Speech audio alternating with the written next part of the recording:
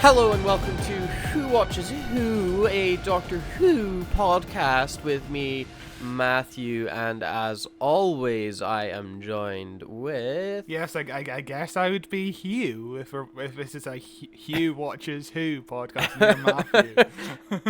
I'm Mathew! I would be Hugh. It's in my name. I guess. Yes, hello, I'm Scott. And could you imagine, your best friend accidentally curses you to the point where you have to basically go back and relive something again? Could you imagine? Yeah, that's true. Yeah, that's you make a valid point of this is unfortunately not the episode you should be listening to, dear listener at home. We recorded the most spectacular episode ever. I think it would have gone down in the record books as possibly the best episode of Who Watches Who that's ever been. That's just ever been. And it just sometimes tragedy happens, and that episode died before it could come out because Scott forgot how... Like, he just forgot everything he studied at university. So we had to scrap the episode because he fucked it. To be fair, this podcast is brand new. There's technical issues. Yeah, we've not been doing this for a long time. Yeah. We want to be doing it for 3 years. We're not experienced every week. Yet. Yeah. No, it's just hundreds of episodes. So this is a re-recording of that, so if we end up skipping over certain things in the plot and things like that, is simply because we don't want to talk about it again. But 73 Yards came out last week, and it is an episode that has divided the online Doctor Who fandom, I think, quite a bit. I think there's a lot more people that like it than there is people that dislike it, but there is quite a few people that dislike it, me being one of them. It's an episode that has generated a lot of discussion, though. That's one thing that I really enjoyed about it. People are talking about it still. Yeah, that's a good thing about what Russell T Davies is doing at the moment. 60 years in, this show has been on air for 60 years. Remove 16 years where it wasn't on the air, but 60 years. This is season 40 or season 1 or season 14, whatever you want to call it. But, this is episode 880. The fact that we're still discussing Doctor Who in depth and we're engaged with what it's telling us, it's kind of special that the show isn't just, here's a formula and we're going to follow it every single episode and there's nothing new or interesting. I've never seen a Doctor Who episode like this before, and that is impressive. We're still finding something new within this show, which I am thankful for, Yeah, but it's whether or not that the thing we're finding new is a good and worthwhile thing, It's... I think it is still. I think there's still, obviously I think Doctor Who should go on forever. I think it's always I think that's one of the things that makes the show so special, is that it is always able to generate discussions because everything it does is different every single time. It's very hard to find two episodes that are exactly alike in Doctor Who. They're always different genres, they're always different monsters, there's always different themes, there's always different ideas presented in them, and sometimes they're even shot in very different ways, especially if you're comparing classic to modern Who and things like that. It's a show all about reinvention, and this series 1 of Russell T Davies 2's Doctor Who is a sort of kind of reinvention still. He's been talking about it being that fantasy element and leaning further away from the sci-fi-ness of things and leaning more into the fantasy and dream-like sort of stuff in this season, which just straight up doesn't work for me as well. It doesn't feel like Doctor Who. It feels like a generic sort of dumb fantasy show, Doctor Who is supposed to be weird and clever and has all these dumb rules and things like that, and when you start being like, actually, let's just not worry about those rules. Let's just do away with them. It becomes a less satisfying thing. It's the same issue kind of happened in the Chibnall era as well, when, you know, the Doctor suddenly is like, fuck it, I love genocide. I love just, like, I'll just kill the villain this time. I don't care. It's like, that's not a character trait that really is consistent in the rules of Doctor Who. Though, kind of the whole thing is you do this without managing to kill the bad guy at the end. You know? Yeah, one of the things I think Russell could have done is to gradually introduce the fantasy elements rather than like how many episodes in a row have been fantasy at this point out of the 7 that Russell T Davies has done since he came back? Most, like yeah, I most. would say. There's not really much of a sci-fi twist to his stories at the moment, which is fine, but you know, you need to kind of gradually introduce these new elements rather than here we go, just fantasy straight in. You know. Yeah, I think it's but again, like, I don't know. It's sometimes it works for me, sometimes it doesn't. I think the things that don't work for me are really prevalent, I think, like in this episode particularly, because this is one of the heaviest fantasy ones that we've had so far, because this whole thing is just essentially a dream. Like, none of it matters in the end, because it's not. I saw this tweet and it was like, this episode is not for the characters. This is an episode for us, the audience, to get to know Ruby and things like that. Like, it's because it's supposed to be, this is a character study about Ruby, because the ongoing metaphor throughout 73 yards, you know, she's getting stalked by the old lady version of herself. Spoilers for the episode. And, you know, it's about her dealing with her abandonment when you see everybody, you know, going up to her and they whisper the magic words, they run away and things like that. It's about Ruby's own pushing and not allowing people in, which you see with like her boyfriends and things like that when she's struggling with them. But that's the whole point of the episode is, Ruby is a character with some abandonment issues, which I feel like is a trait that we could probably have already figured out from everything we've already seen about Ruby. Like, I didn't come away from this being like, I've learned something new about Ruby that I didn't know before. And I can't even come away with it being like Ruby's learned something about herself, because she, like, does she know what happened in this episode? Yeah, it's more like a distant memory, you know, like waking up from a dream. This whole episode being a dream is kind of problematic, because for a lot of reasons, like, you know, when we go back to meeting her mother and grandmother, that's the first time we've seen them since the church on the Ruby Road. We won't see them again until the series final. So it's almost as if there's no point to them being here, because we don't really see the real them here. You know what I mean? Like, back in series 1 in 2005, episode 4 meant something because that's the first time we saw Jackie Tyler since episode 1, and it's the real Jackie Tyler, and we deal with the consequences of what happens when your daughter goes off with this strange man and disappears for 6 months. Whereas here, it's like, there kind of is consequences to what happens if the Doctor kind of dumps you, but it's not real, so what's the point? What are we getting at here? Yeah, what is the point?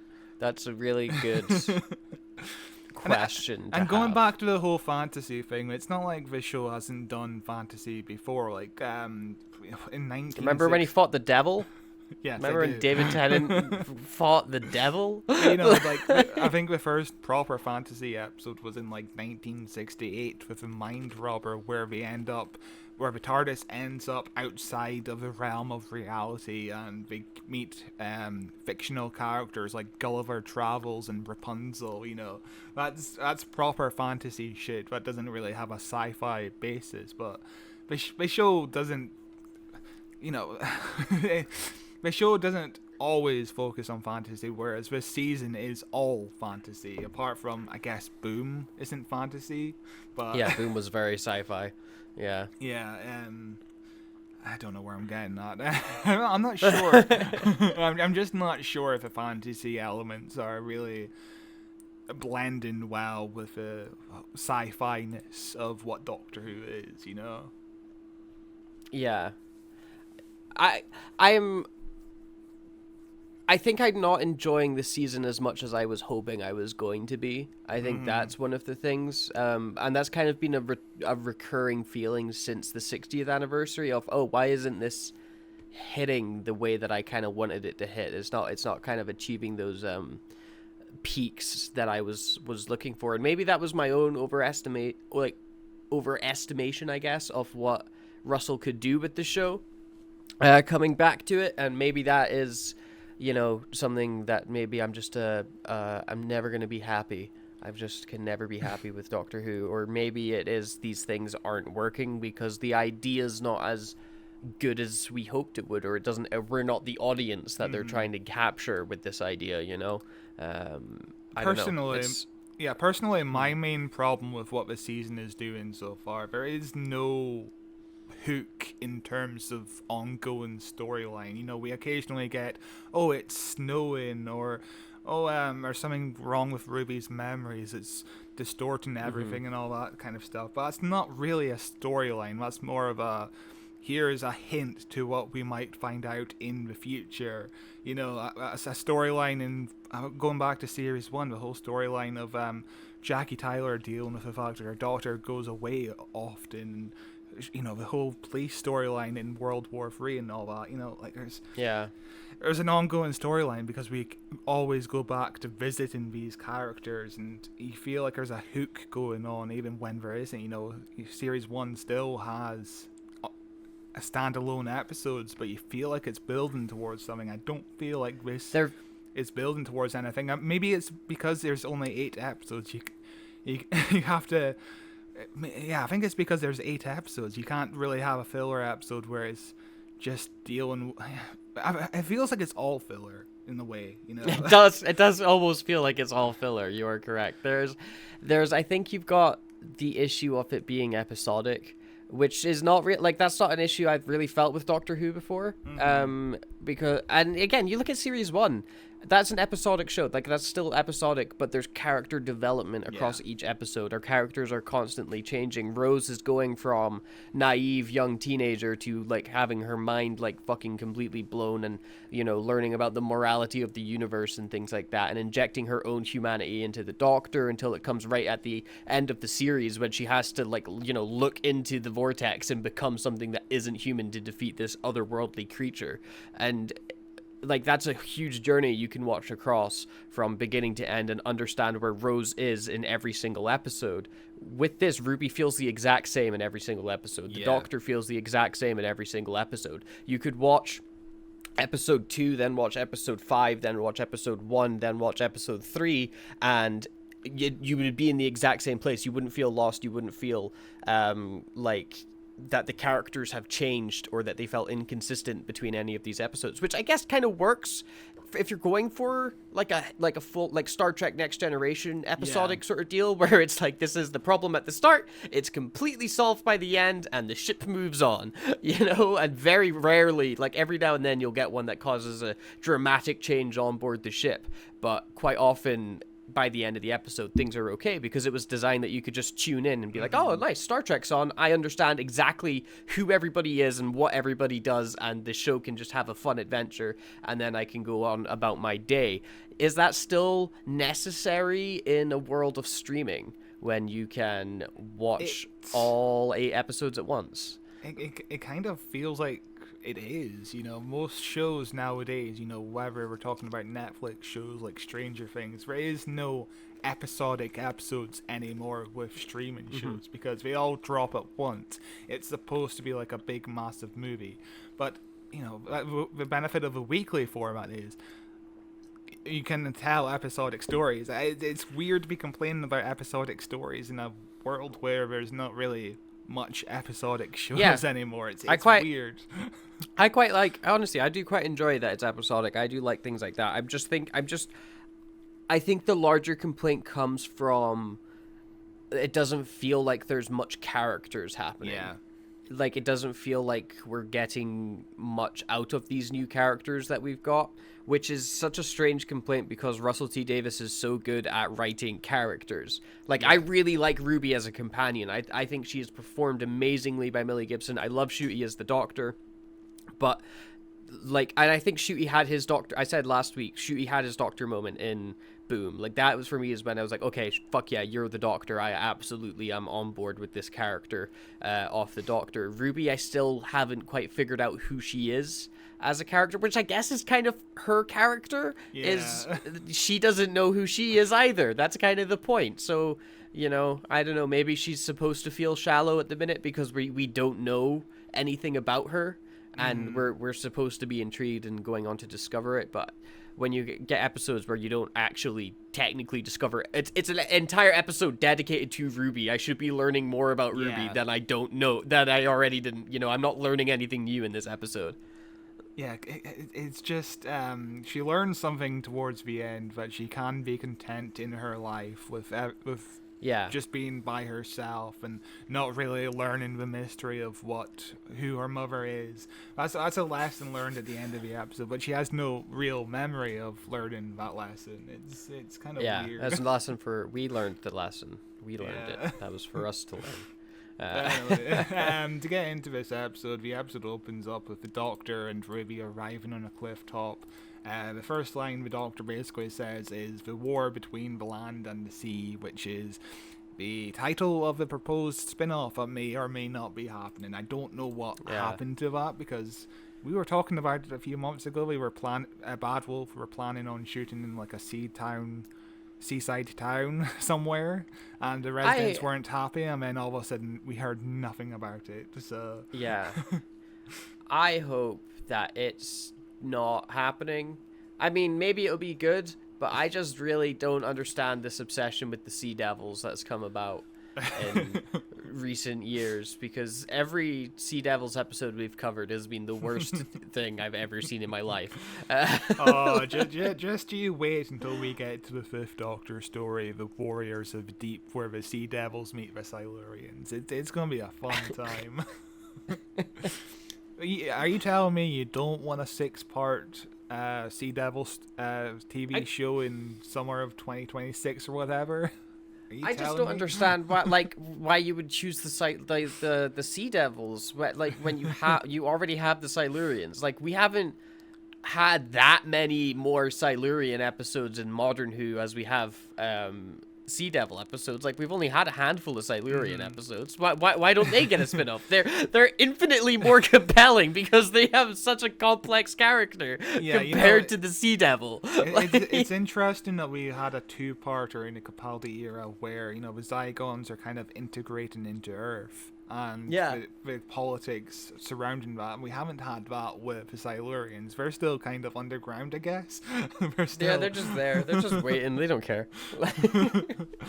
Like, it is weird when we don't see a villain, or it's not even a villain, it's more like an antagonist. We haven't seen an antagonist like the Sea Devil in the Silurians in a long time, and it feels like it's about time, especially within the political climate of today. I feel like it'd be interesting. We could explore a 6-part series with the Silurians and the humans trying to get along. Maybe that's what Unit is about or something. I don't know. That would be cool. Or maybe that's their plan with the Sea Devils is they're going to do that exact same thing, but with the guys out in the ocean instead. But I don't know why you would choose them over the Sea Devils, the Silurians. Why would the Sea Devils fucking want to live on Earth? Just fucking. Why does anyone want to live on Earth? Let's get out of here. So yeah, but one of the first things that also the Doctor immediately talks about is Roger Ap Gwilym. Just out of nowhere, as a random reference, and then oopsie doopsie, it turns out he's the main villain of the episode. It feels really fucking clumsy. No, Russell T Davies has always been good with subtlety, and he's very good. Especially this season. Oh my god. This season has been really bad. Especially his exposition in this season, I think, has been exceptionally bad. Yeah. Like, all the exposition is just characters standing there saying, like, oh, this is some facts, by the way, rather than, like, and exposition's always a tricky thing to write, but rather than integrating it into a natural conversation or leaving context clues around, like a sign that says, oh, Roger Ap Gwilym or something like that, which obviously they can't do because Roger Ap Gwilym's a guy from the future, and they're very much not in the future. So yeah, I don't know. I don't know how that's- you make that conversation come up naturally. Like, why would the Doctor ever be like, oh yeah, Roger Rapguillo, the Prime Minister from the 2040s, he was a bad guy. How do you make that happen naturally? Yeah, that's the problem with what we were saying about the storylines of this season. All the storylines are just mystery boxes that get teased every now and again, rather than actual stuff that's happening to the characters. Again, if you go back to Series 1, Episode 6 of that series was directly about the Doctor dealing about the consequences of a time war with meeting the last Dalek. Like, that's a standalone episode that is integral to what the storyline of what the character storyline is of the Doctor in that season, dealing with the consequences of a time war. Same with Father's Day. Yeah, where that is about Rose directly dealing with the consequence of, like, dealing with the grief of her father. It's a direct character episode where the character comes out of it having learned something new about themselves and can move forwards over. Yeah, we've not had anything like that. We're halfway through this fucking series. And by the looks of the Next Time trailer, that's another Doctor light episode. The Doctor won't be much of that. And I mean, it's Rogue, which apparently ends with a big cliffhanger that leads directly into episode 7 and 8, but Rogue still looks like it's a standalone episode for the most part. Yeah, I was going to say, what's the chances that the cliffhanger is like, remember the cliffhanger before the Titanic Christmas special? Yeah, when the episode just ends and it's like, and the Titanic crashed into the TARDIS. Oh no! It's like not related to the plot at all from the previous 50 minutes. like even when Unit pop up in this episode, you could go, oh yeah, that is kind of maybe leading towards the final, but it fucking turns out it fucking doesnn't happen. No, it's nothing. No, they're just there. It's not real. It's a alternate reality. Yeah. There's some weird stuff in this season for sure. Like, it's still good. I'm still enjoying it. Don't get me wrong. It's still a really good series of TV. It's very entertaining. And all the performances, it's well made. It's of high quality. It's just there's a weird bit in the writing that's happening. Yeah. There's not as much depth to it, which is a recurring theme in this episode, actually. You really need a good hook, especially for like a modern audience who might watch one episode 1 week, and if you don't give them a hook that they really want to watch next episode 4, then they just forget about it. I think people are used to complex drama. Like they are willing to sit down and wrap their heads around and follow and understand complex, especially character piece dramas. And even I think younger kids as well have a way better understanding of media and like media literacy and things like that than even like we had when we were kids. Like when we went to Comic-Con, how many fucking kids were for that Stranger Things panel? How many, like... Yes, all the questions were from little kids. It was insane. Like, so many tiny little kids absolutely love Stranger Things. And I was like, what the fuck? To be fair, I can't tell if most of those kids genuinely watch the show, because some of the questions were, what's your favorite color? Yeah, but, like, I think that's just because you're a kid and you're nervous about meeting someone who's from the TV show you like. I think that they genuinely like the show. Otherwise, they wouldn't be there. They wouldn't be wearing the Stranger Things t-shirt. Yeah. They wouldn't want to talk to the Stranger Things fucking B character from one random season. That's like what I should have asked either Sylvester McCoy or Sophie Aldred when we were in a conversation with them. What's your favorite color? What's your favorite color? Because I said basically nothing to them because I was so nervous. But it honestly, like, it would have been a better question than they get most of the time at those panels, because the Doctor Who panel fan questions are like the most hair-pulling event you could ever go to, because every single question is, who's your favorite companion? Do you like this person more than this other person? And the Doctor, or like one of the Doctors is there like, I can't answer that, stop asking me that. And somebody will get up and ask the exact same question again. I think one of the questions was, hey, are you guys going to be in the 60th anniversary? And all of the panelists were like, oh, there's a 60th anniversary? Is that coming up soon? It was last year on the 60th anniversary. Like, they don't know anything about Doctor Who. That's fine. It's their job. But Yeah, it was really funny. Love a good Doctor Who panel nightmare. But yeah, there's weird lack of character depth. Give me better writing, Russell T Davies. I'll beat you up. Yeah, so the curse begins when Ruby picks up some of the letters that are kind of scattered around this fairy circle, and one of them reads, "Rest in peace, Matt Jack," who fucking turns out to be Roger Willem. What are the chances? Shocking. I can't tell if generally the episode is supposed to make us believe if, it is Roger a manifestation of the conversation that the Doctor just had. Did the Doctor cause this politic storyline to happen, or is it just coincidence? 'Cause it feels like it feels like it should connect, because why else? I don't know. There's a lot of cool ideas and cool feelings in this episode. Like, especially this opening part. I think the first half is way more compelling than the second half, because the first half, you've got all that setup, and then the second half, you're like, oh, there's not a payoff. Oh, hang on, nothing. But you've got like, it's a cool. There's a lot of cool ideas that don't have a follow through. Like, it's like, oh, wouldn't it be really cool? Like, imagine you're in a world and every 73 yards away from you, there's this old woman, and she follows you everywhere you go. If anybody approaches her, they run away in terror, and you can never get to her. Like, that's a scary setup. Mm-hmm. That's like a, ooh, shit, that sounds like a spooky thing. But then that's it. Yeah. There's no answer to it. There's no nothing to it. Like, it's like a spooky little novella or a spooky little comic book or something, where you're like, oh, this is a fun piece of shallow entertainment, I guess. There's nothing more to that. It's just a spooky story, which spooky stories are good. I like a spooky story in Doctor Who.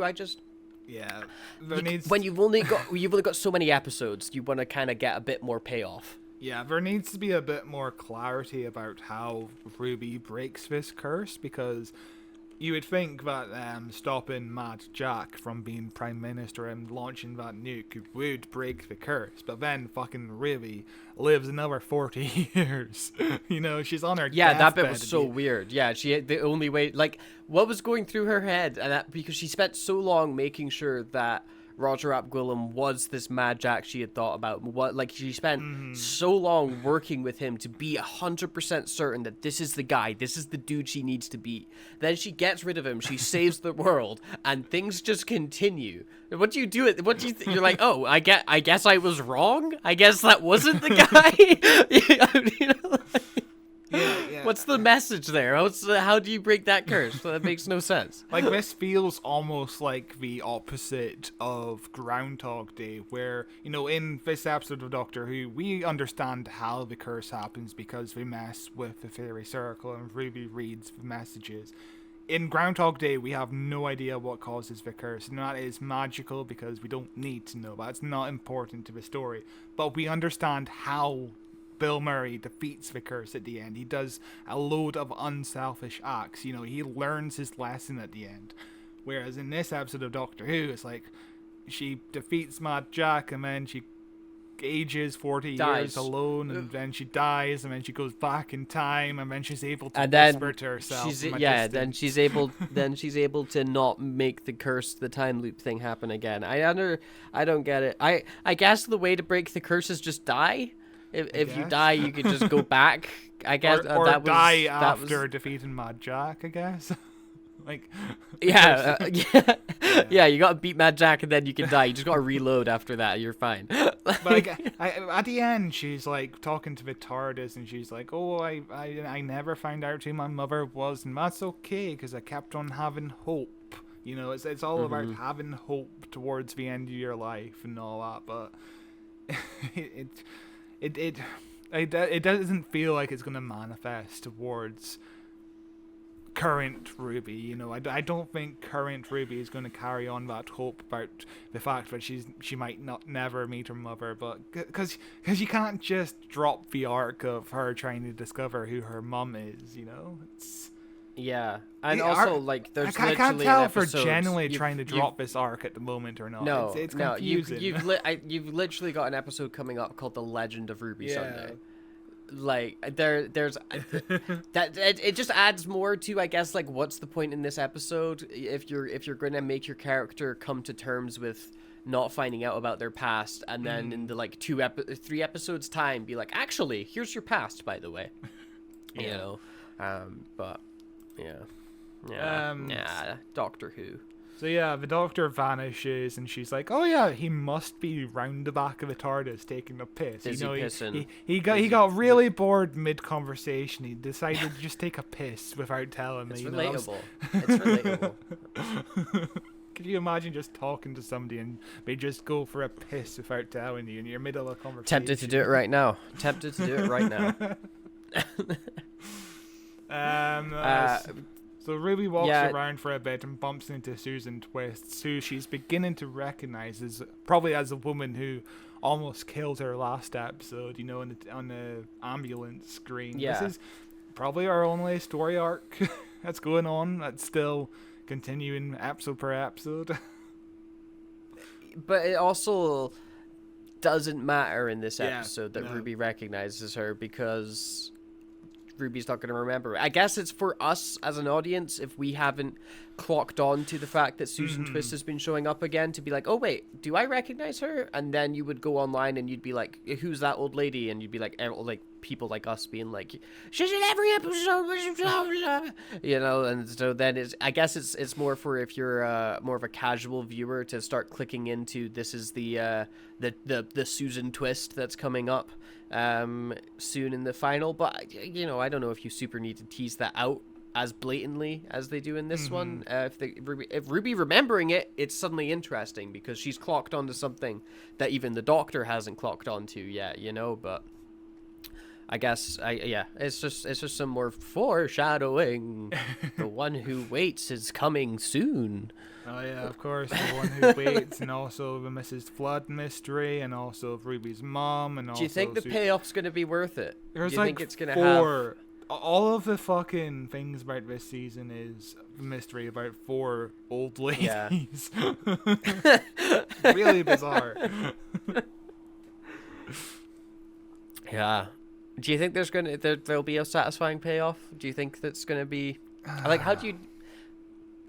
What would be? I don't know what an answer would be that would upset me. Like if Ruby's her own mum, I guess that's kind of dumb. I guess if it's any theory that's already been guessed, it was pretty meh. So I don't know what it has to be to make me go, oh shit, that's so cool. I don't know. You know, in this episode alone, I figured out the theory of who the old lady was simply by comparing it to a previous episode, The Hungry Earth, a Silurian episode we were just talking about, where Amy and Rory see themselves from probably from the same distance, probably 73 yards also, you know. And I'm like, oh yeah, that kind of reminds me of The Hungry Earth, where Amy and Rory see their future selves. And it turns out same thing was going on here. It's a complete coincidence that I'm connected those dots, but you know, there's only so many ideas. Yeah, there's only 2 answers of who the old lady could really, or maybe 3 answers who the old lady could be, but one of those answers are immediately answered immediately, you know, with Susan, because it could have been Susan Twist, but then Ruby meets Susan Twist, and Susan Twist talks to the old lady and gets scared. So that's not Susan Twist, obviously. It could have been her mother, which doesn't feel like it. It doesn't feel like it could be plausible. It could be her mom. So herself is the only answer I came up with. Did you come up with any answers, or? No, I haven't really thought about much. I guess if it's herself, it could be like sort of. They're on like a spaceship, or they fall through to the edge of the universe or something, and the Doctor, like, you remember if you go back to like Flux, which they've made a point of saying like, oh, this is canon, by the way. Tech Day and found the Doctor outside a wormhole or something. Like maybe they end up falling through that wormhole, and that's where like Ruby is as a baby, and it turns out she's from the same place the Doctor is, and you know they rescue the baby not knowing it's Ruby until right at the end when they're like, oh, what do we have? We have a baby suddenly. Let's go give it to an adoption place. Oh shit, that's the church. This is me. But I don't know. I don't know. I'm curious. I'm very curious. Yeah, there's not a lot of hints towards where all of these storylines are going either. There's some fun fan theories that it's like River Song as well, which I think is the dumbest fucking thing ever. If that was, yeah. Yeah, I think Russell has been kind of mishandling these breadcrumbs this season, because it's always, the one who will wait is gonna come or whatever, and it's not gonna come. It's not giving us idea of who this person could be. There's no plausible theories of what's going on at the moment because there's not enough breadcrumbs to lead us to these answers, you know. So, but it's not finished yet. We've still got there's still episodes. But we're 5 episodes in, really. You know, if we're counting the Church on Ruby Road. So. But we're 5 episodes in, and we can't predict the twist. So that's if it's a good twist. If it's a good twist, that's pretty well done. Yeah. If it's a good season twist, that's pretty well done. You know, I am optimistic that the final episode's going to be the best episode of Doctor Who I've ever seen. There's no way I can be let down with expectations like that. So of course, they just announced recently that the final 2 episodes are going to be broadcast in cinema. Yeah. I might go and see if I don't have a morning shift. You know, I might see it, but at the same time, I'd rather be at home at the exact same time and just watch it on BBC iPlayer. Like, there's no incentive for me to go all the way to the cinema at 11 o'clock at night to watch this. There's no incentive for you. The nearest cinema to me is hours away, so there's zero incentive for me to do it. You don't want to go home at 4 o'clock in the morning. I physically wouldn't be able to because the buses wouldn't be running. Just walk. Oh yeah, it's easy to walk. It's not far at all. So Ruby goes to a bar, and this whole scene reminds me a lot of American Werewolf in London, where, you know, it's a tourist, and we make fun of her for being English, which is well deserved, because the English suck. They do, but I don't. I dislike every character in this pub. I hate them all. They're all very mean, and they're all very rude, and they manifest my own anxieties of ever stepping into the small country town pubs that are in the villages where I live, because I'm sure every single one of them is just like this. Just everyone is mean and knows each other, and they don't like that you're a stranger that's come in. Awful. Nightmarish, I tell you. You live right next to one, don't you? I live right next to 2, basically. There's one on the corner, and there's one across the street. So what I want you to do is take your phone and just film yourself going into one of them right now. Let's do this live. Let's do this challenge live. Let's not do that. That's not happening. I'm not going into one of them's a football club, so one of them is like even more like I'm never going in there in 1,000 years already than the other one, you know. Nightmare. But yeah, one of the things this episode does is we went to an actual pub in Wales, which sounds quite simple if you just think about it, you know, if you're a casual viewer. But in terms of like logistics of renting out this pub in real life for 4 days, which is an environment you can't quite control in terms of lighting or the size of it. You can't really tear down a wall to do certain camera shots and all that. It's tough to actually film in a real life pub because there's a lot of variables that you cannot control. But the fact we went to this pub, and you know, it's going to be a tourist destination, I imagine now. Doctor Who fans are going to go to this pub quite often, I reckon, whenever they're in Wales. Probably. We should go to Wales. Yeah. Can we go to Wales? I don't want to. You can go. Can we go to Cardiff? You can go. I don't want to go to Cardiff. It's too far away. Why not? They've I mean, really, it's the benefit of good location scouts, Yeah. isn't it? That they were able to find a place like this because it's a beautiful little pub as well. Like it looks cozy. It's got these awesome like brickworks on the walls. Like it's stunning little place, filled with the most vile humans you've ever met in your life.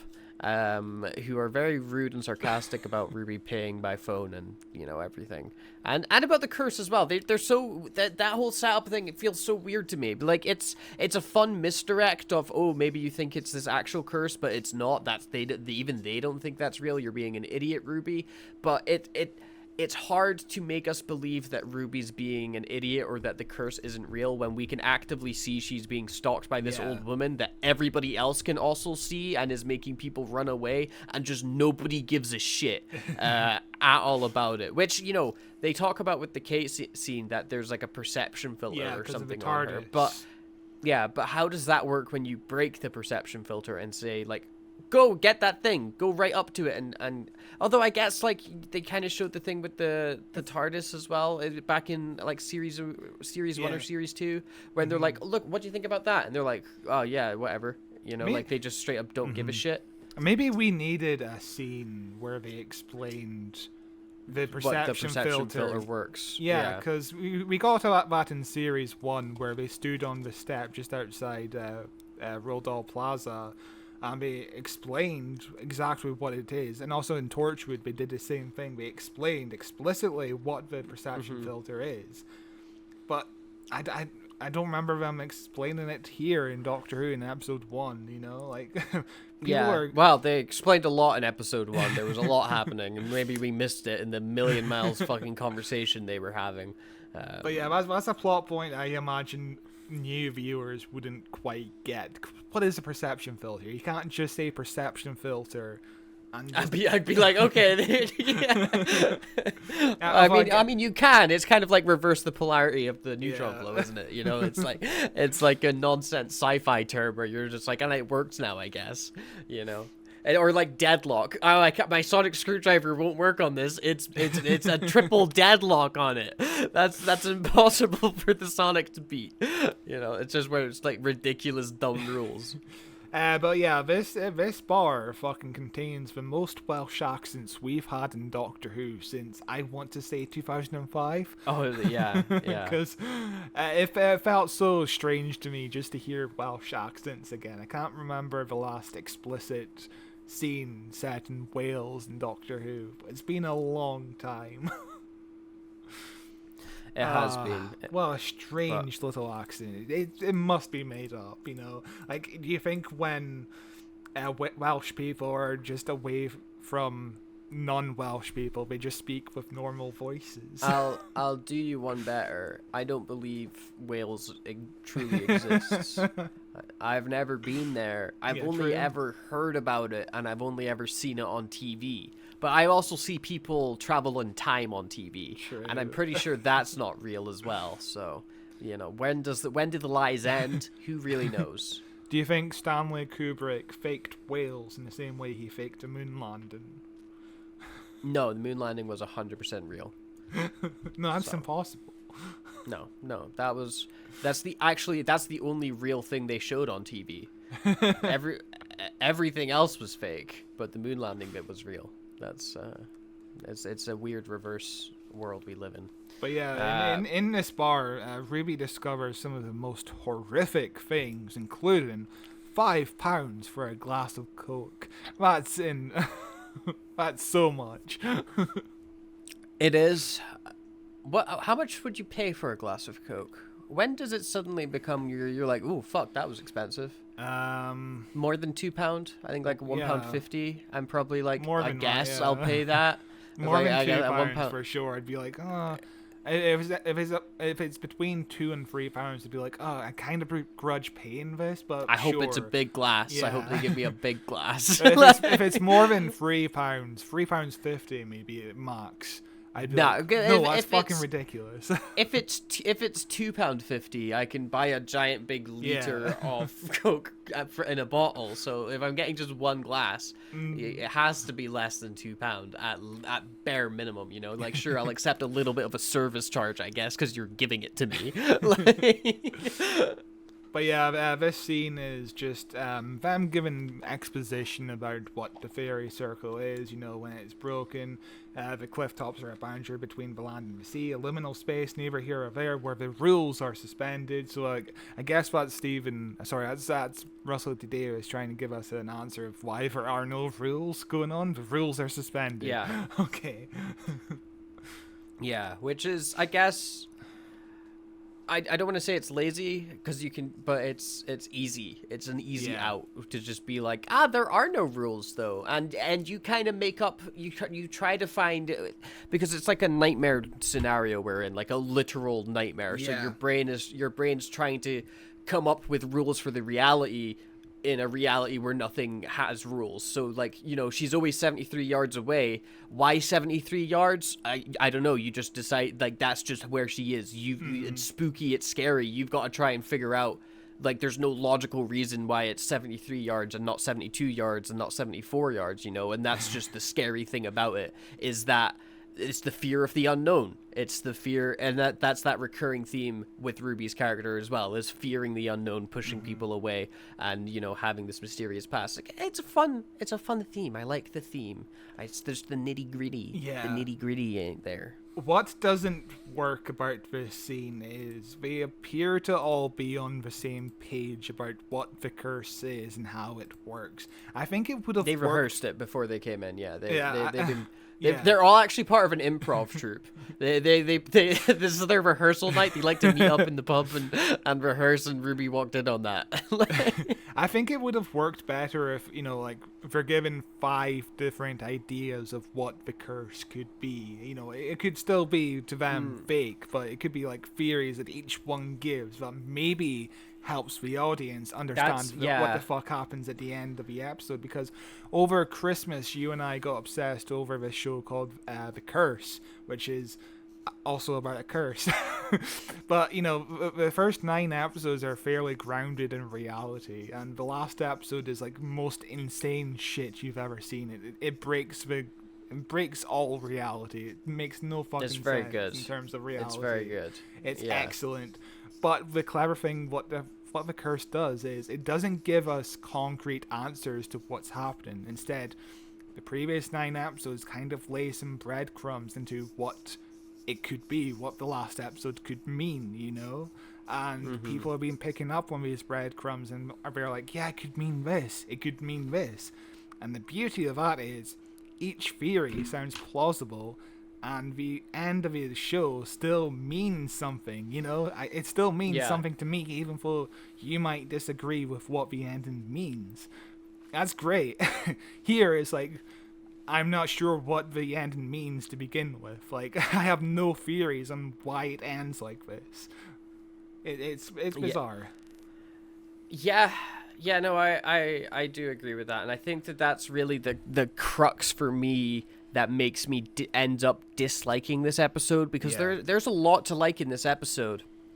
There's a lot of really good vibes and spookiness in this episode, and if that does it for you, if the spooky vibe is enough for you to scratch your brain and be like, fuck yeah, this is cool, I want to hang out in this space, where things are really creepy and weird, then awesome. But I guess it's just I have this dumb brain that's like, oh, I want to be able to think about this more. I want to be able to think about the meanings here more. And it feels like I'm digging at nothing. It's like, what could this mean? That doesn't go anywhere. Oh, what about if I follow this thread that you've laid here? Oh, that doesn't go anywhere either. You can't follow a through line and piece together a coherent path in your own head of why is that the conclusion that you've got? Why is that the ending that you've got? Why does the curse, which could maybe be real and maybe Mad Jack is the thing, why does it then make you wait until you're old and die?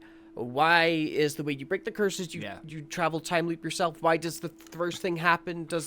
How does any of that actually even play into the wider themes of the episode of abandonment? I don't think they do at all. I feel like they're two separate things. It's what we do get in this scene is I can quote some stuff. They say, "This land is a powerful place. It said he walks through the gaps, the spiteful ones. Reading the scrolls break the spells, so we understand how the spell gets broken.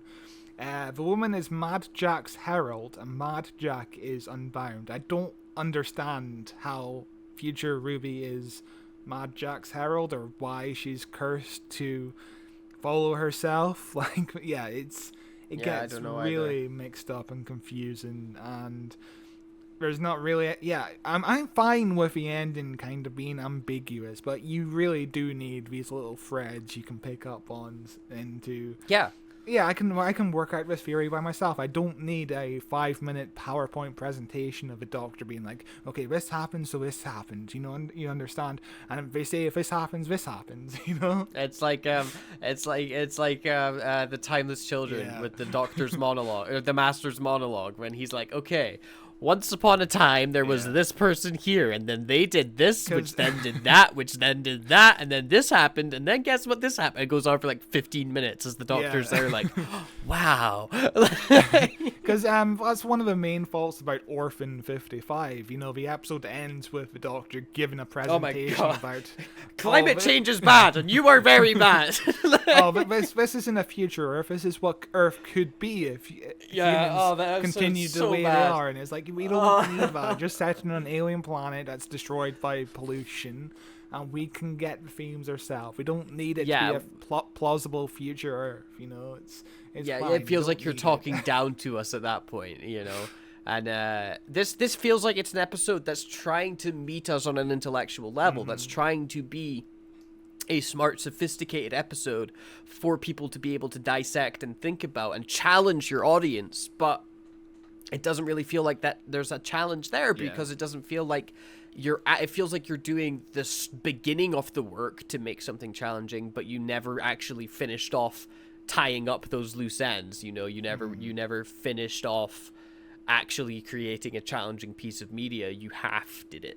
Yeah, that's a problem with writing an episode when you're the main showrunner. It's harder to do artistic stuff like this when you have 16 scripts in front of you, and you have to go, okay, I have to finish draft 12 of that script by Friday, and I'm working on draft 1 of this script. I have to get it finished by Sunday. When you got all these scripts in front of you, and you have to go to all these meetings, and you have to promote the show and give all these interviews. And there's too much for one man to be able to do all this artistic stuff, which is a shame. I think Russell could manage it, but his mind is scattered all over the place.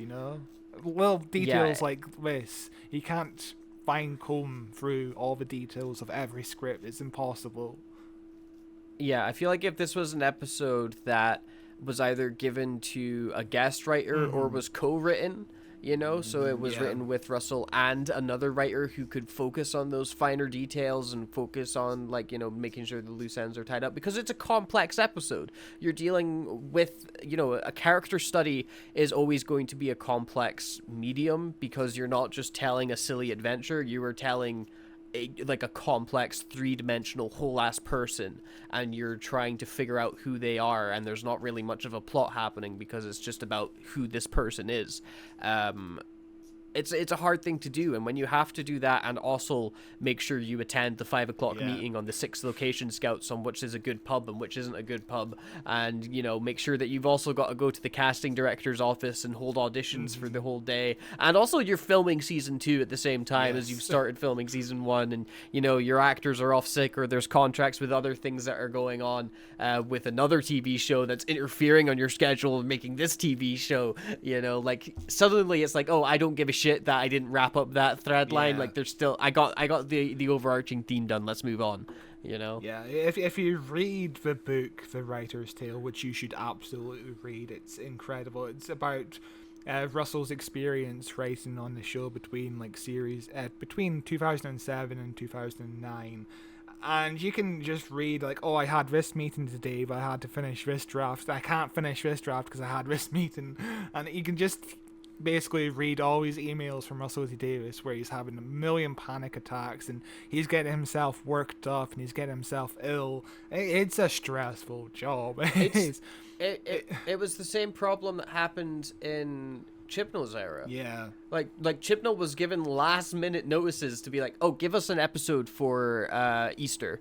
Give us an episode for the centenary. Give us this, give us that by next week, please. And so it's like with the issue the Sea Devils came from, like that's like a legitimate first draft script. That's like I didn't have time to. They gave me no notice, so I was like, shit, this is an idea. Go. And we couldn't think about the finer details of it. Like shit like that is the hardship of being the showrunner. And I think it's one of the reasons as well why like people don't really want to showrun Doctor Who. Like it's famously a stressful as fuck job to run because it's such a big show, you know? You know, maybe the answer is maybe there's two showrunners, you know. We're on the same page for most of it, you know. Maybe Russell T Davies comes up with all the creative stuff and this other showrunner deals with the business side of stuff, you know. That could be a possible thing that they could do, you know, because he's 60 and he seems like a sharp-witted man and he seems in well health, but he's 60. It's got a wear and tear to him. We can only hope. We'll see. It will be interesting to see what series. I think I'm most interested in seeing what series 2 is like, because series 1 is off to a bit of a wobble. It's definitely a decent course correct from the previous series that we've had, and it's starting to feel a bit more like actual fun Doctor Who again, but it's still a bit wobbly, and it's interesting to see if come series 2 is Russell T Davies aware of some of the flaws that he had in season 1 and can fix that, or is it everything I'm doing is great and leans into it more, and it's because it's so far ahead, he doesn't know how his audience is actually reacting to season 1. So, you know, well, I guess we'll just find out. We'll find out. And we'll find out relatively soon as well. Like, we'll find out next year because there's no gaps in Doctor Who anymore. So that's, I guess, a win. You know, we're not waiting 20 years between seasons. So. Yeah, because, you know, we've been doing this podcast for 3 years, and, you know, we were at the very tail end of a Chibnall run between Flux and all that, but, you know, in 3 years, we basically had, like, 12 episodes. Yeah. Compared to now, we're getting 9 a year. That's a big difference. We have plenty of stuff to talk about now. And I think it will also, like, just as nature of the fact of you're getting more frequently, the quality is going to go down in some of those things. Yeah. Like it's impossible to maintain a pure 100 across everything when you're working with a workload as intense and as high as that. But at the same time, then maybe do every 2 years, you know, just to, like, having a year off isn't the end of the world. Like, we have survived the past X amount of time that, you know, we're under the huge gaps of Doctor Who, because there were even big gaps in the Moffat era, you know, like there's always been gaps.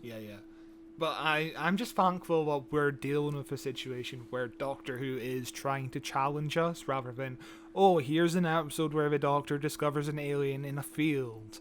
Oh, here's an episode where the Doctor discovers an alien in a quarry. You know, just the same shit over and over. I appreciate the fact that there's no similar episodes so far of this era, you know, which I am really happy about. I'm happy. You know, every episode is vastly different, and you take more different stuff away from in each one, be it good or bad. You're always taking something away, so. I've been entertained. I've been entertained in every episode. Yeah. There's not been an episode where I wanted to look at my phone, or I wanted to zone out, or I wanted to stop watching. Like, and there hasn't been an episode so far where I was actively yelling at my TV, be like, "What are you doing?" So, like, I you know, it's fine. It's been good. We're just nagging. We're just naggy fans who are impossible to please. I'm sorry, I'm like this. But anyway, bar owner ends up kicking Ruby out of her bar because she's been there for too long. So she goes onto the train, and this on Doctor Who Unleashed, we see the challenges of dealing with. This is an actual train they filmed in. It's not green screen. It's not a set. They go on an actual train. They book 2 carriages, and we have to deal with the fact. Okay, the train arrives in 90 seconds. We have like a minute to get all this equipment on board. Like, just all the challenges you don't think about for this 1 minute scene that just goes by. There's no importance to the scene, but the fact they go through all this trouble is kind of impressive. That's a full day of shooting almost. It's insane. It's why filmmaking isn't worth it. It's such a fucking hassle. Because people are like, okay, we shot this scene all day. How's that possible? You have to think about coverage and all that. It's exhausting. It's an exhausting process. What I'm also interested in as well, with this is one of the episodes that are coming out as a book. So is it? What? Yeah. What is 73 yards in book form gonna be like? Is that gonna give us more answers, perhaps? Less vagueness. Where did you hear this? Curious. I saw it on Twitter. Because remember we were covering all the Doctor Who books that were releasing. I'm pretty sure this is one of them. There's 3 Doctor Who books coming out, but they aren't connected to the show. The last one I heard about was the Church on Ruby Road novelization. So I'm almost certain there's a 73 yards novelization. But yeah, I'd be interested to see what the book does with this. That'd be interesting.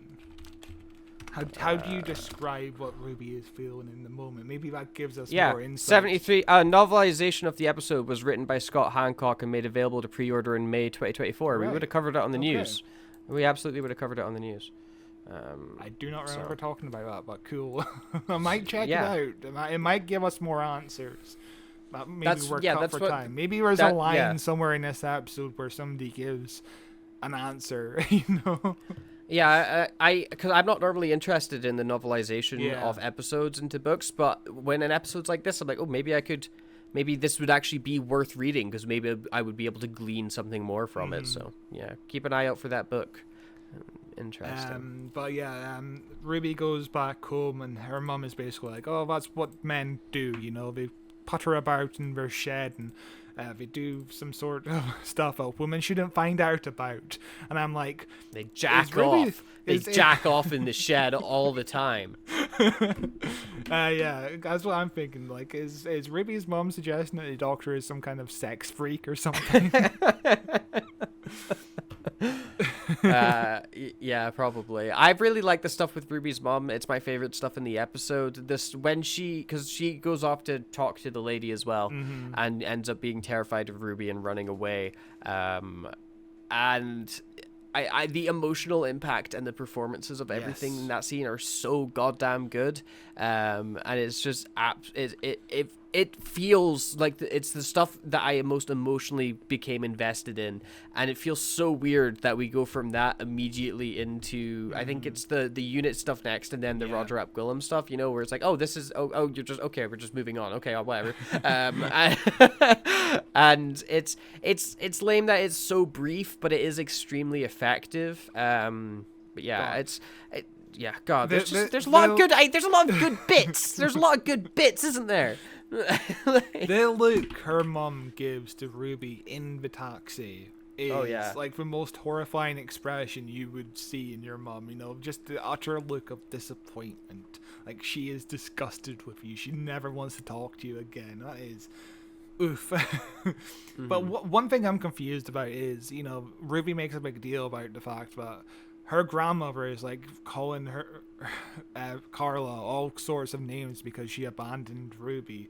We never see Carla again. We never see Ruby's grandmother again after that. So like, when Carla comes back home, what is the relationship like? Yeah, what does she think? Because she never bothered to see the old woman. She hasn't had the curse afflicted her, so surely she still cares about Ruby. And but maybe she just she can't reach out because she is old and feeble, and the mother's stopping it happening. I guess if you want to, I don't know. You could maybe come to your own conclusion with it, but yeah, it just adds an extra layer of sadness, I suppose. But I appreciate, the characters are being smart in these kind of situations where Carla comes out of the house and she's like, okay, so if I call you, I can go up to the old woman and you can hear what the old woman says on the phone.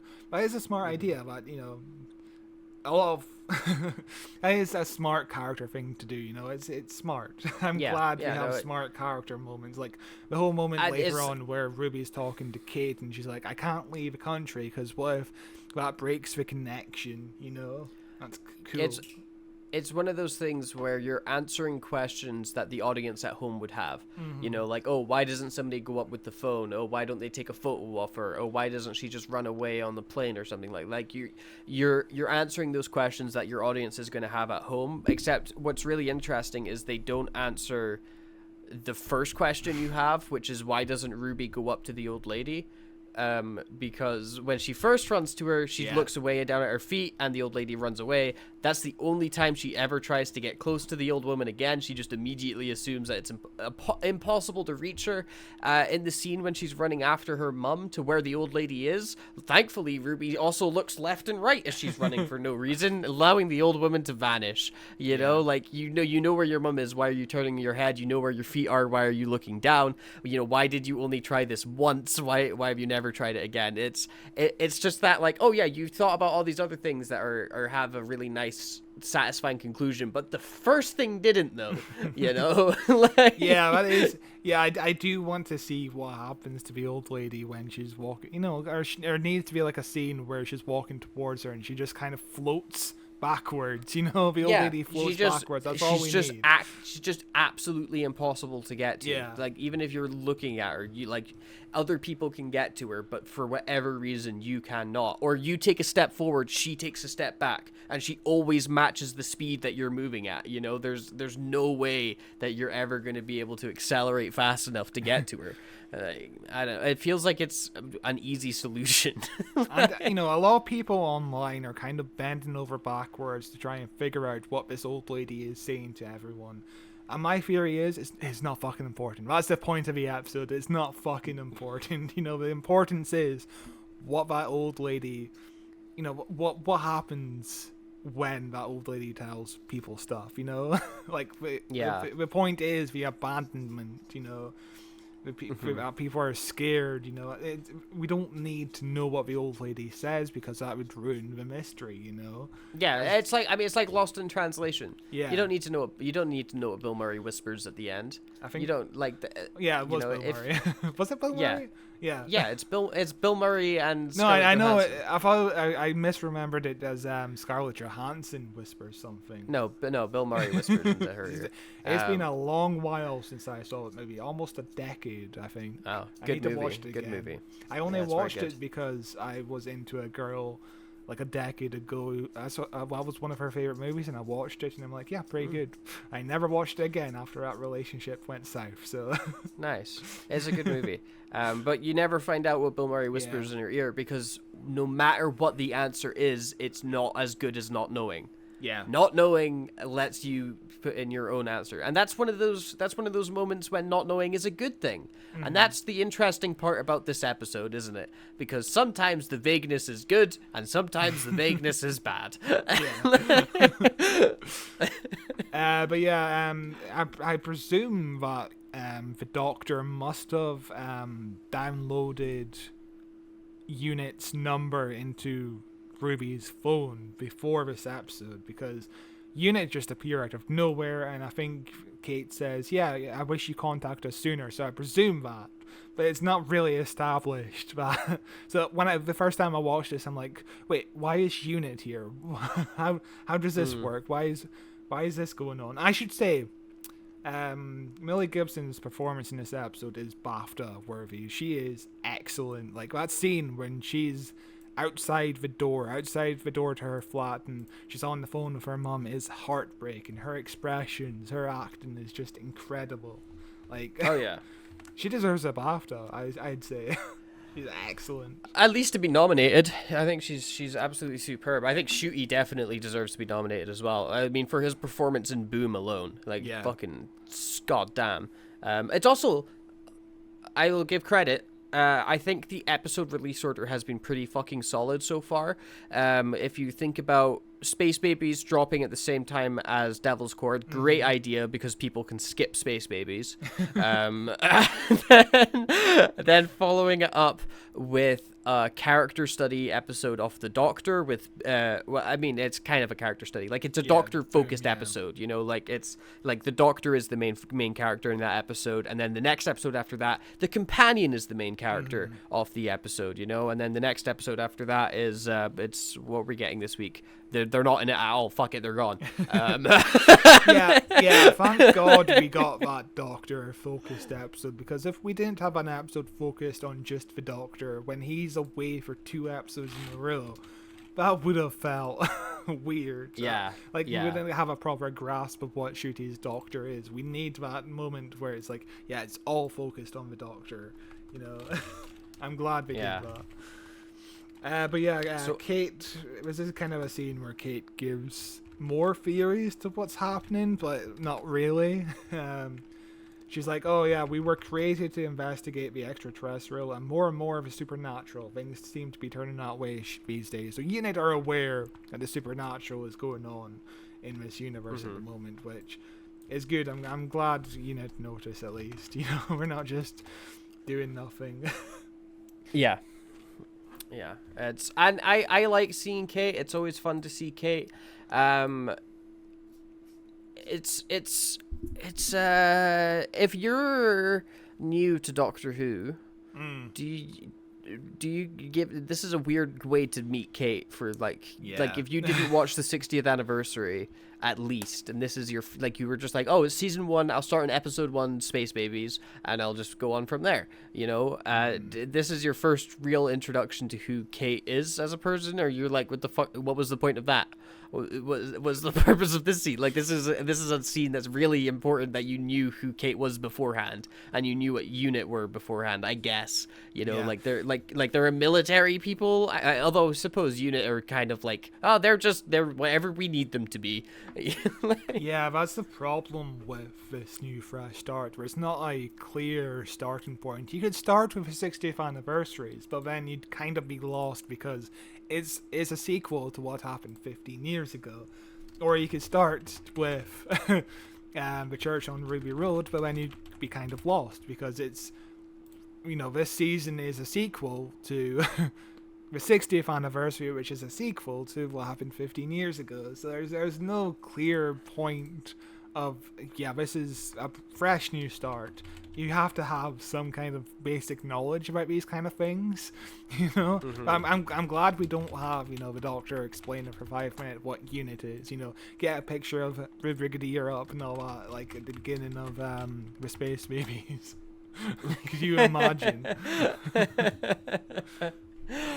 Oh my god. Yeah. She also says, I think this timeline might be suspended along your event. So she's aware that the timeline is being affected by Ruby, right? Is that what's going on here? That scene was, that's a line of dialogue is so weird. So I guess that the UNIT training that they have allows them to know when their timeline is acting in a way that it's not supposed to be acting, like they're able to be self-aware of. Because this isn't UNIT's first rodeo with alternate timelines. You know, we explored an alternate timeline in Inferno in the 70s with John Pertwee, where UNIT is in another timeline, and also just recently, well, not recently, but Turn Left 15 years ago, believe it or not. So, there's some precedent to it, but yeah. Yeah, I guess that they've got like a rule of does the Doctor exist? Do we know who the Doctor is or where the Doctor is? No, something's wrong. Then there's also the line, that's what we do, all of us. We see something inexplicable and we invent rules to make it work. Mankind saw sunrise and created God, or we saw the arrival of a Sontaran, one or the other. And then Ruby laughs at the Sontaran line as if she knows what the Sontarans are. Maybe she's aware of what happened in Flux. Everyone is. It was a massive deal. But then she's completely shocked to meet an alien with a time machine. So...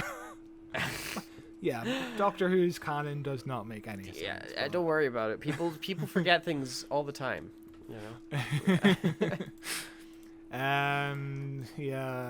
Speeding on through, we then, after the stuff that happens with Unit and they all running away and things like this that. is the part of the episode that completely falls apart. Suddenly, it's like, oh, let's just fast forward through Yeah. Ruby's life now, as she just suddenly starts rapidly aging up to being like 40 years old or something like that, and we see her on various dates and things are falling apart, and then like she gets like, I think we fast forward even maybe a little bit again to her being middle-aged when Roger Ap Gwillem stuff is happening and she wants to volunteer. Like I forgot that she's supposed to be a full-grown adult woman, like fully, like you are like 45 years old, you are like your life is pretty much sorted, you're set in your ways, everything like that. She still feels like she's 18. She still feels like she's performing a character that is slightly immature and excitable and woo, you know. I'm not saying that 40-year-olds aren't excitable or immature or anything like that. It's just you would expect who I was at 18 isn't who I am at 24, let alone at 44, you know? And like her vocabulary is just the same as she was when she was 18, you know? There's no differences to the way she speaks, the way she acts. All there is I think she has a wig. That's the only difference. Maybe her wig. And some glasses. She's wearing glasses. Oh, as yeah, well. Glasses. Sorry. Yeah. Glasses add about 20 years on someone. I forgot That's that. true. Yeah. That is true. But yeah, she's trying to. But it's a minor complaint. She's trying to get integrated into this guy's political campaign, and she's like, "Oh, I'll be anything. I'll do anything. I'll even be the person who carries the coats." And we get a great smash cut of her carrying the coats, which is great. Did you? I kind of like the Beatles setup. I kind of expected the politics to be a larger factor in this episode, because it was like you know, they had that trailer in the marketing where it's like politics, and you see Ruby in the volunteer center. It's just another weird thing where like, oh, I thought this was going to be more, and it just didn't pay off to anything, because she joins Roger Ap Gwillem. We find out that he's an asshole. We find out that he's Mad Jack because he's a jack of all trades, and that's definitely how nicknames work. Because you know, in 2046, I guess jack of all trades is something that comes back in fashion. You know, it's just people love saying that. Like at that point, it would be like a 200-year-old saying. Yeah. I would like to take credit for clearly influencing Russell T Davis's script in the naming of Roger Ap Gwillem, because I have a book out with the main character. He is called Roger. He's called Roger Cohen, which, I mean, if you muttered it, kind of sounds like Roger Ap Gwillem, you know, Roger Ap Gwillem, like you know, like they're close enough. But you know, I guess. I'm a fan of the name Roger coming back, and I'm glad that I could play a small but integral part to the resurgence in the amount of baby Rogers that are gonna be around because of this episode and mostly my book. But yeah, we getting on to something that's more interesting than your book. Wow. We only find out that Roger is a bad guy in this episode because he's on the news and he's like, "Oh, I really want to fucking nuke everyone." I mean, he's like, "Oh shit, I said too much. Can you cut that out?" Like, I think there's a better way of also, like that bit kind of confused me as well. Like, does he own this news broadcasting channel? Why is he allowed to determine the edit? Why is this not a live interview? Why is this a pre-recorded interview? What, like, you know, is this maybe it's like a political like a social media message or whatnot. Like he's funding, like, oh, you'll interview me to get my name out, and he's like, oh, I didn't like how that answered, we'll go back and edit that. But it's just weird. It's not important at all, and I understand why they didn't explain it, because it doesn't need explained. But it's just a weird thing where I'm like, oh, what's happening here? Yeah, the problem is Roger has so little of this episode. You really have to rush through a lot of the questions about what he's up to. Why is people voting for him? What is the good qualities about this guy? You don't really get anything. Why does everybody want to vote for the guy that loves nuclear bombs? Yeah. Why is that? That's like his one platform that we find out he runs on, which is I love nuclear bombs, and everybody goes, fuck yeah, we do. Which also, if you're Ruby, at that point, I mean, do you just hate democracy? The people have spoken. Who are you to say the people are wrong? The people love nuclear bombs, Ruby. Yeah, I think something like 92% of the country voted for this guy. So that's an unrealistic number. Like maybe if he won by like a small margin, like 51%, not 92%. That seems too much. It's pretty cool. It's pretty cool. I feel like the politics stuff in Doctor Who has never been great in general. Yeah. Not in that, like, the political messaging. I think the political messaging in Doctor Who is great. I mean, literally, when they're like, this is the Prime Minister. Like, when they literally have, like, politics. Like, this is... Why would you ever want to be the Prime Minister of Britain? You're going to get zapped by a Dalek. Like, it happened live on air and nobody gave a shit. Why is anybody running for this position anymore?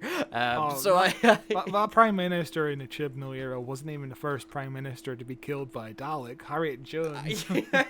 Yeah, I know. No, Harriet Jones escaped, remember? Russell T Davies confirmed she like got away on a morbike or something. In the same way that Jenny crashed into the moon straight after she got revived. Oh god. Yeah, it's always weird whenever Doctor Who brings in like this is the leader of X country, because suddenly it's like, okay, but you don't have anything to say about the leader of X country because you're not able to be like, oh, this guy is a conservative and bad, or this guy is a Labour and bad. You can't give any direct political leaning, so you have to be like, he's in the Albion party. What did they believe? Nuclear bombs. Okay, why did anybody vote for them? Nuclear bombs.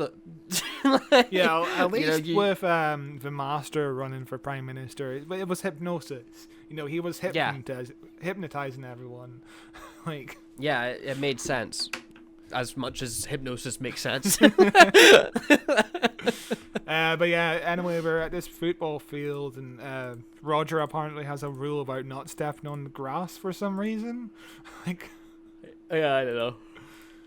And then Ruby's like, nah, I'm gonna fucking step on the grass. I'm gonna get my older version of myself to somehow manage. Yeah, zap you. Yeah, they're gonna teleport her and zap you. Where was she standing before? Was she just outside the stadium?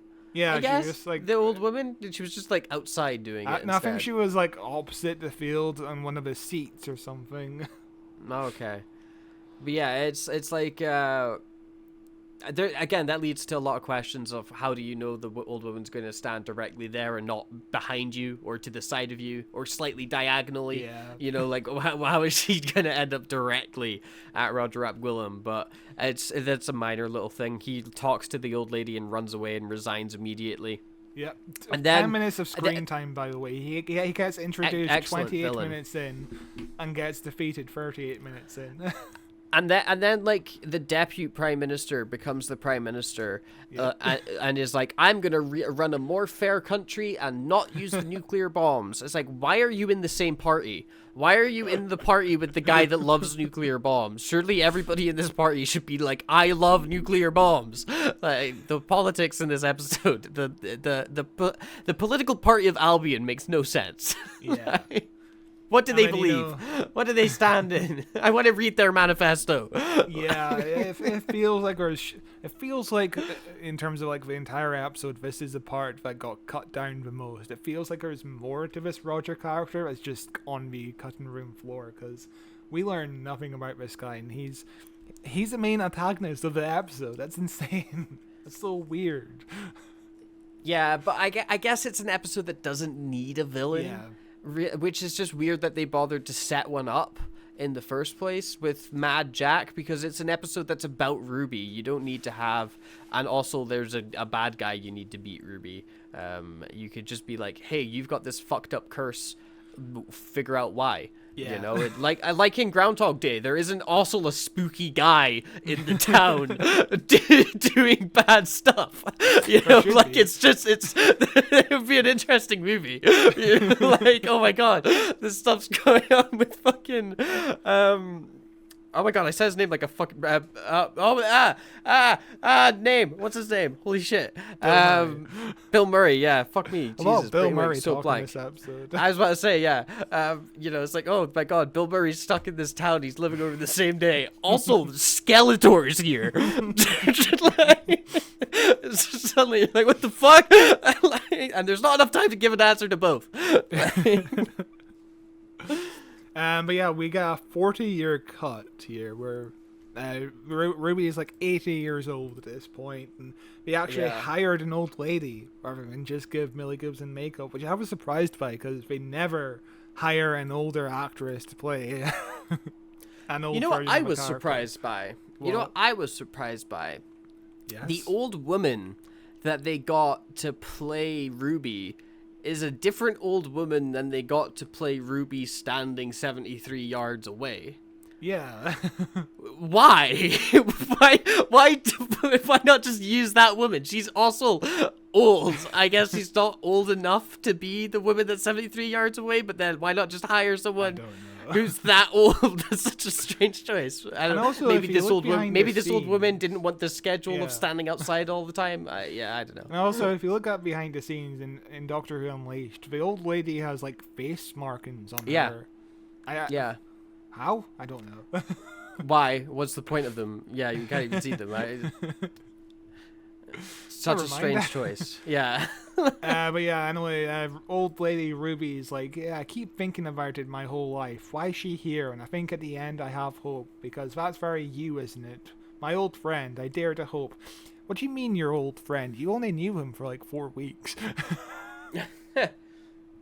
But it felt like a lifetime. That's Like, the line they say, isn't it? Like, you know, when you have episodes where, yeah, Ruby's like, yeah, you're my best friend, you changed my life. It feels like there needs to be a bit of a more of a deeper connection than what we've seen on screen. Like, we're kind of best friends, but, you know, we're kind of like school friends, you know. You can easily forget your school friends. Who cares?